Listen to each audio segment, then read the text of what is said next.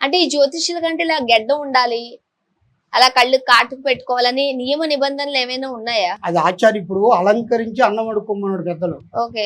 ఎట్లంటే ఇక బొట్టు లేనిది భక్తుడు కావాలంటే బొట్టు ఉండాలి, డ్రెస్ ఉండాలి కదా. జంజం లేని బ్రాహ్మడు కాదుగా, జంజం ఉండాలి కదా బ్రాహ్మడు అయ్యేదానికి. ఇప్పుడు జంజం వేసుకోలేదు, బ్రాహ్మణ్ కాకపోతారా? ఇప్పుడు మా అమ్మగారు మా నాన్నగారు, బ్రాహ్మడు కాదుగా. మా అమ్మగారు మా నాన్నగారు బ్రాహ్మిన్స్, ఉమ్.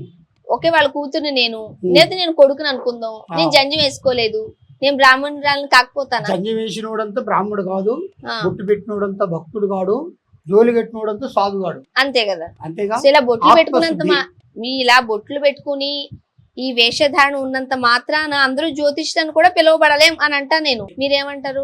నమ్మిన వాళ్ళు నమ్ముతారు, నమ్మని వాళ్ళకి లేదు. నమ్మినోడిది రామనామం, లేకపోతే పంగనామే. అంతే కదా.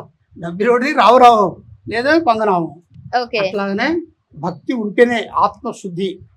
ఆత్మశుద్ధి లేనిది ఆచారమేలా, బాండవ శుద్ధి లేనిది భాగ్యమేలా, శివశుద్ధి లేనిది సిద్ధమేలా, ఈశ్వరాభిరామ వినురువేమ. ఓకే.